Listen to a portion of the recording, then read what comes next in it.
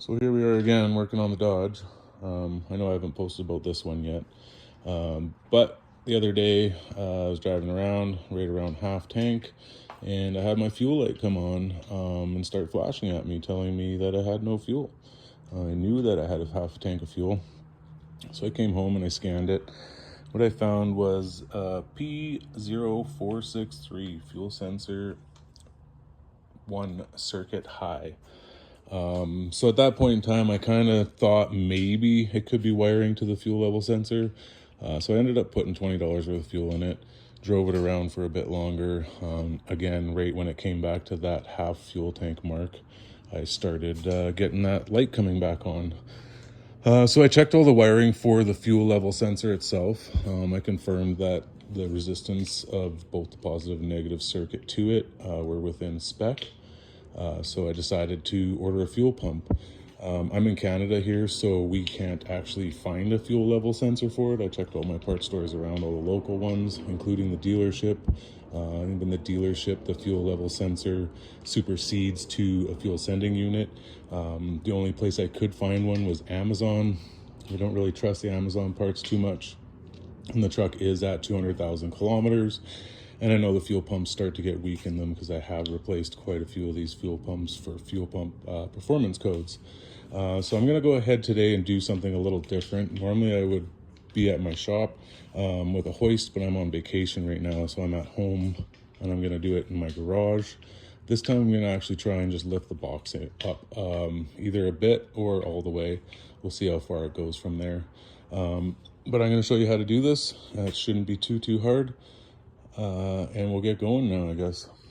So I did start here by removing the tailgate. Now I'm removing the taillights so I can pull the wiring harness down out of the box just so I can lift it up high enough. I might still just pull it all the way off. We'll see how hard it is by myself.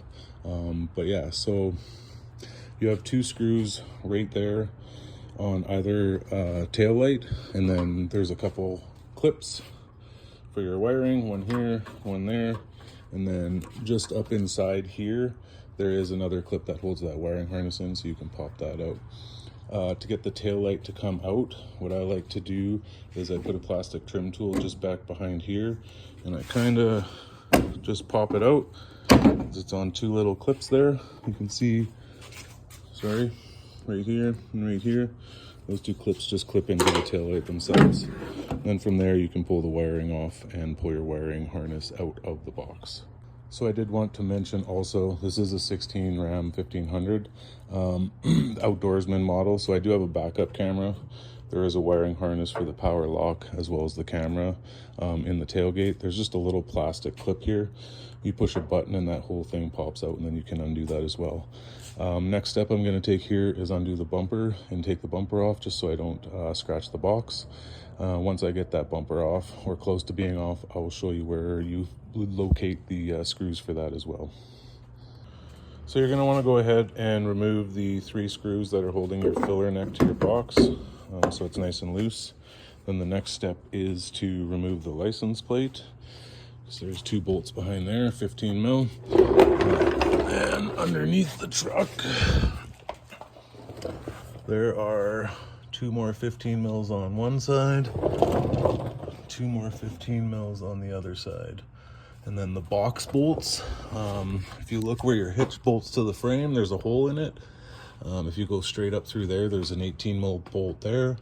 And then right back behind it, the next hole, there's another 18 mil bolt. And then if you go all the way up to the front of the box and look right up here, hold on, I don't have a light right now. Anyways, there's a mount right up here, and then there's a bolt right there. I will show you this with a flashlight in just a moment, but I'm gonna get all that hardware pulled out real quick here. Also, one other side note, you do have 2 license plate bulbs with connectors, one on either side, that go into the bumper, as well as the trailer hitch wiring. All of those need to be unplugged too. So I did want to mention one other thing. My box does have in-box lighting, so there is 1 extra plug right here for that. You just pop the clip out of the retainer that sits right there, And then you can pull your taillight wiring down here. And then there's another clip right there.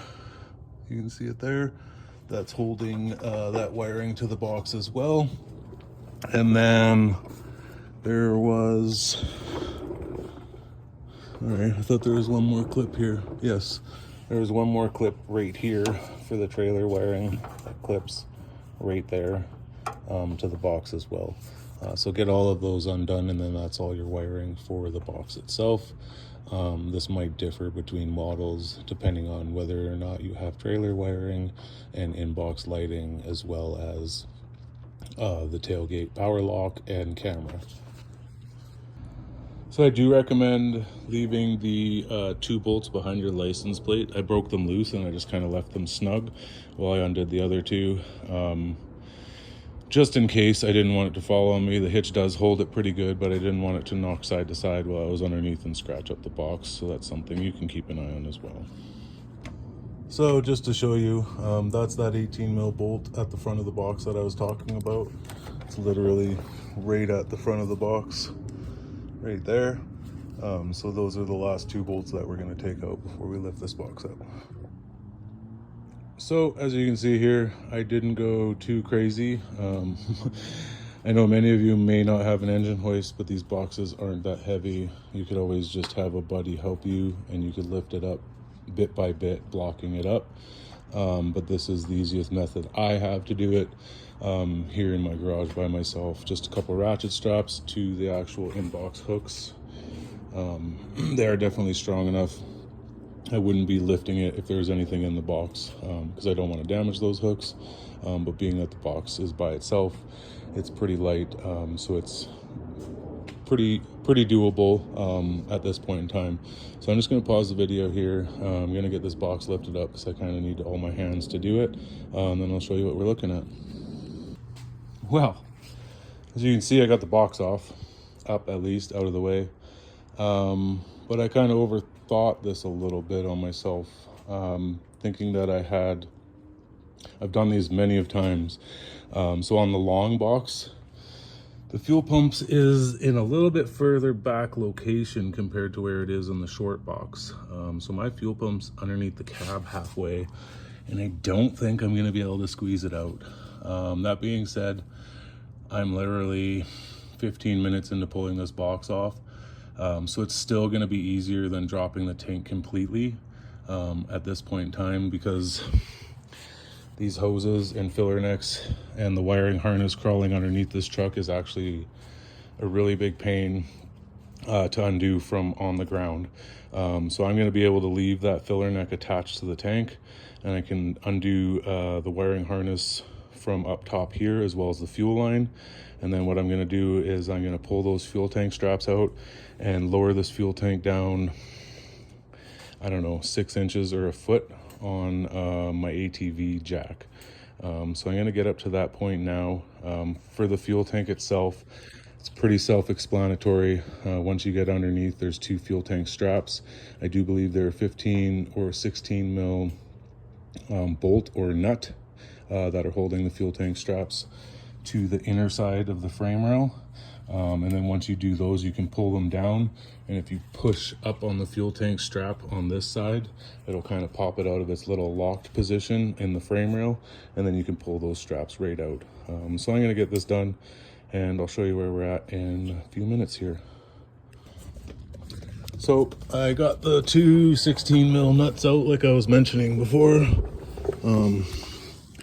Sorry, one right there, and then there's one up at the front. There's just 2 straps. The one other thing I am gonna do though is the top plastic fuel line that clips to the frame rail. I'm just gonna pop it out of the 2 furthest back clips to the fuel pump, just so I have room to drop it down without pulling on that line. And then there's also one line right here for the purge solenoid for the tank, for the evaporator canister. So I'm going to pop that out as well, just so I have a little bit extra room. It's this top bigger line right here, just so I have a little bit more room to drop it down without damaging those lines. They can be disconnected. There's a connector, sorry, right there. as well as this connector right here with the green tab. But I don't really want to make a mess right now, so I'm just going to unclip them from the frame rail for now. So you can see now that I got the fuel pump down far enough, I do believe, to access the fuel pump. If not, I can go a little bit lower. So I'm going to disconnect that fuel sending unit connector, the electrical connector, as well as the fuel pump line. What I like to do with that is I use a synthetic lubricant, and I'll spray it on the connectors and kind of in there, and then I'll blow them out with air, because a lot of dust and debris kind of gets stuck in there. And I know for a fact that electrical connector likes to stick on the actual fuel pump sending unit, and then the push button release for the quick connect fuel line, that button in there gets full of dirt and debris and is really hard to push sometimes. And if you force it, you can break the clip, as well as the housing, the casing for the clip on the line, which isn't very fun, because then you're chasing down a fuel sending unit line to directly feed to your engine. So I'm going to get those disconnected, and then the next step I would do is, there is a tool to remove that ring. I just use a hammer and a flathead screwdriver. But what I like to do is tap on the ring a bit, because there's going to be a bunch of dirt and rocks and stuff in there, and then you can blow it out with an air hose or vacuum it out with a vacuum, just because we don't want to get any dirt or debris inside that fuel tank. So you can see here, I got that ring broken loose and the connection's undone. What I recommend doing now, I'm gonna pause the video. Maybe I can show you. But what I do is I finish getting that ring off, and then once I pull the ring off, I'll blow the rest of the dirt that's stuck underneath the ring out, before I let go of the fuel pump, because it kind of has some springs on it. It just bounces up, and we don't want any of that dirt in the fuel pump. So let me try and set up my phone here. Let's see what we can do.